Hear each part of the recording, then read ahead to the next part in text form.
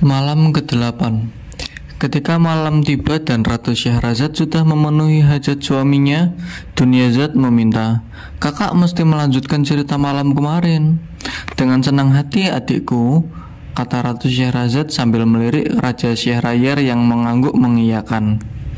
Kemudian Ratu Syahrazad melanjutkan ceritanya. "Baginda junjungan hamba serta Dunyazad adikku tercinta," kata Ratu Syahrazad hendak melanjutkan ceritanya.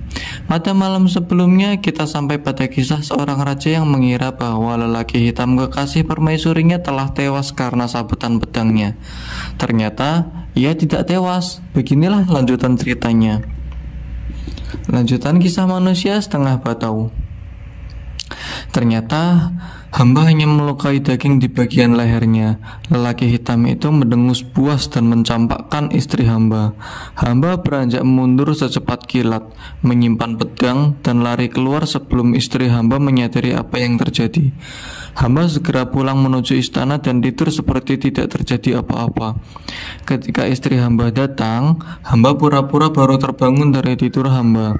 Hamba memandangnya dengan keheranan yang dibuat-buat, menyaksikan rambutnya yang telah terpotong dan pakaiannya yang serba hitam. "Baginda, janganlah Baginda mencela hamba atas apa yang hamba lakukan, sebab hamba baru saja menerima kabar bahwa ibu hamba telah wafat, ayah hamba terbunuh dalam jihad, dan kedua kakak hamba telah kehilangan nyawanya karena perang dan digigit ular. Banyak alasan yang membuat hamba berkabung dan meratap," ucap istri hamba. "Aku tak akan mencela perbuatanmu. Silakan engkau berkabung seperti yang engkau kehendaki," kata hamba. Kemudian istri hamba berkabung selama setahun penuh, meratap dan menangis. "Hamba ingin Baginda membangunkan sebuah makam di dalam istana ini untuk hamba gunakan sebagai tempat berkabung dan menyebutnya sebagai rumah berkabung," pinta istri hamba. "Baiklah, aku akan membuatkannya untukmu." Lalu istri hamba memerintahkan tukang untuk membangun sebuah makam berkubah dan nisannya. Ternyata istri hamba memindahkan lelaki hitam yang terluka oleh pedang hamba itu ke sana dan menempatkannya di atas nisan. Rupanya ia belum mati, tetapi karena luka di lehernya itu, ia tak bisa berbicara atau melakukan apapun dengan istri hamba. Istri hamba mengunjungi kekasihnya itu setiap hari, membawakan makanan dan minuman. Demikianlah terus-menerus hingga setahun. Sementara hamba tetap sabar membiarkannya melakukan tipu muslihat itu. Suatu hari, aku menyelinap ke bangunan makam itu, dan hamba mendengar istri hamba meratap sambil bersyair. "Wujudku telah lenyap dari semesta sejak terpisah jauh darimu, sebab hatiku tak akan mencintai siapapun selain dirimu. Ambillah jasadku sebagai ganti kemuliaanmu, sampai kapanpun engkau membisu. Ketika engkau terbebas dari penderitaanmu, pendamlah diriku agar bisa mengikuti jejak penderitaanmu. Sebutlah namaku saat engkau berada di kuburku, maka ratapan tulang-tulangku akan menjawab panggilanmu." Ketika istri hamba selesai bersyair, hamba muncul dengan pedang terhunus di tangan. Rupanya beginilah kelakuan istri yang suka berkhianat, yang mengingkari hubungan sah suami istri, yang tak bisa menjaga persahabatan dalam rumah tangga, bentak hamba. Saat hamba mengayunkan pedang hamba untuk menebas batang leher istri hamba, tiba-tiba ia bangkit. Rupanya ia sadar bahwa akulah yang melukai lelaki hitam pada waktu itu. Ia lalu berdiri sambil mengucapkan kata-kata yang tidak hamba pahami. "Demi Tuhan penguasa jagat, jadilah engkau manusia setengah batu," ucap istri hamba. Seketika itu juga separuh tubuh hamba, dari kaki hingga ke pinggang, berubah menjadi batu seperti yang Tuhan saksikan saat ini. Hamba tidak bisa berdiri, juga tidak bisa duduk, bahkan hamba tidak bisa bergerak. Hamba tidak mati, tetapi juga tidak hidup sempurna. Setelah menyihir separuh tubuh hamba jadi batu, permaisuri pengkhianat itu juga menyihir kota raja dan segala isinya, seperti pasar, ladang, dan lain-lain. Pada saat itu, penduduk kota raja terdiri dari 4 kelompok agama, yakni Islam, Majusi, Nasrani, dan Yahudi. Semuanya disihir menjadi ikan berwarna-warni. Ikan yang putih adalah penduduk beragama Islam, yang berwarna merah adalah penduduk beragama Majusi. Majusi, yang berwarna biru adalah penduduk beragama Nasrani, dan yang berwarna kuning adalah penduduk beragama Yahudi.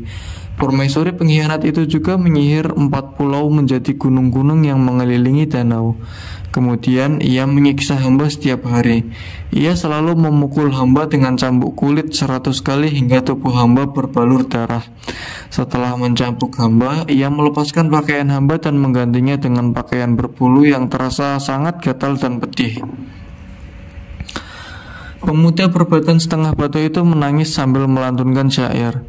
Ya Allah, aku akan selalu bersabar atas segala hukuman ini, jika memang menjadi ketentuanmu. Ya Allah, aku akan selalu bersabar atas segala hukuman ini, jika di dalam kesabaranku terdapat ridhomu. Aku akan menanggung kedukaan ini dengan satu ratapan yang terpatri, syafaat dari keluarga Al-Mustafa, Rasul pilihanmu.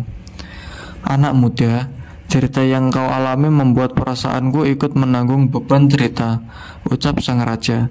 Saat ini di manakah wanita itu berada? Saat ini ia tentu sedang di kubah tempat si lelaki hitam terbaring. Setiap pagi ia selalu datang kepada hamba untuk melakukan penyiksaan. Ia akan melepas pakaian hamba, lalu mencambuk hamba 100 kali hingga seluruh tubuh hamba berdarah. Selesai mencambuk, ia mengganti pakaian hamba dengan pakaian bulu yang terasa sangat pedih dan gatal. Hamba selalu berteriak kesakitan setiap pagi, dan baru berhenti ketika ia sudah puas meninggalkan hamba. Setelah itu, menjelang siang hari, ia pergi ke kubah untuk menemui lelaki hitam kekasihnya itu dengan membawa secawan minuman dan semangkok sup. Jawab si pemuda, demi Allah, aku akan melakukan kebaikan untukmu yang akan engkau ketahui nanti dan akan dicatat oleh ahli sejarah sebagai pelajaran yang berharga. Kemudian raja memberitahukan rencananya. Sambil menunggu malam tiba, raja dan si pemuda berbincang-bincang berbagai hal. Setelah malam tiba, raja memutuskan untuk menunggu hingga pagi sambil mempersiapkan pedang dan mengganti pakaiannya dengan pakaian mirip si lelaki hitam. Lalu menyelinap ke dalam kubah.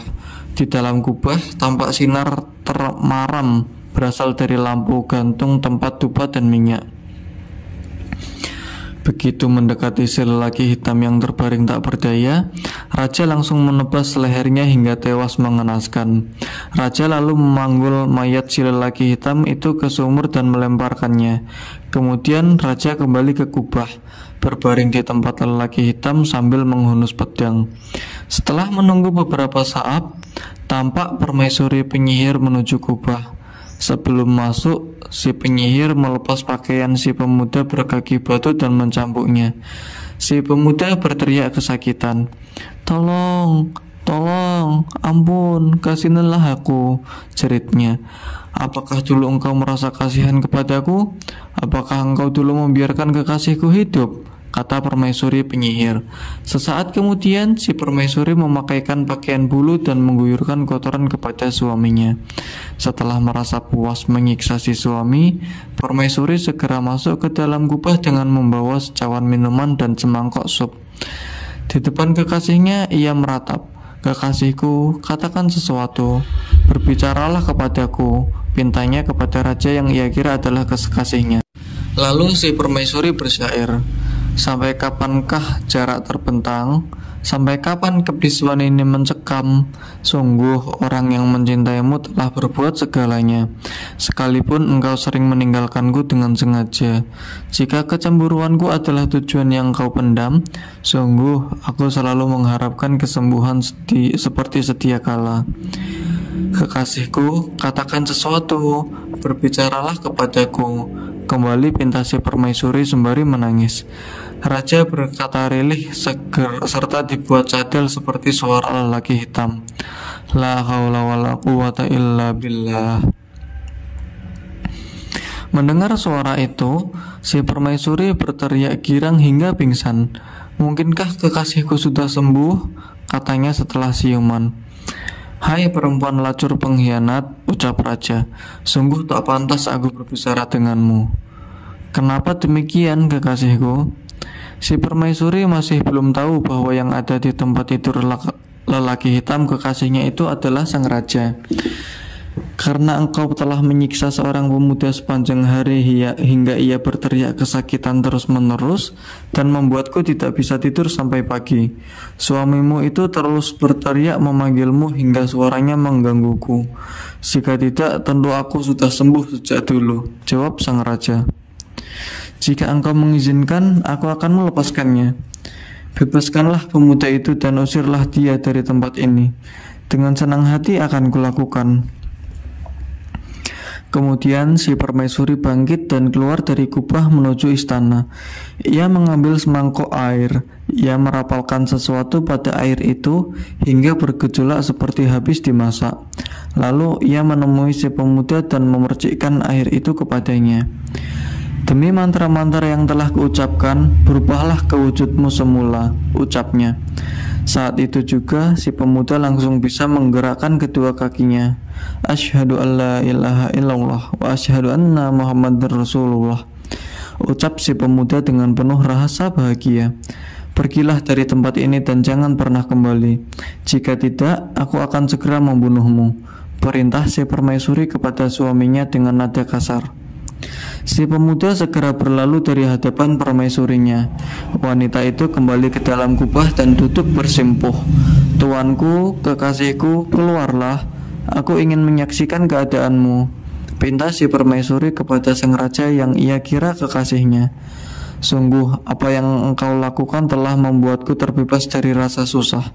Tetapi engkau belum dapat membebaskan sumber kesusahanku, ucap sang raja dengan suara yang sengaja dilirihkan. Apakah yang menjadi sumber kesusahanmu?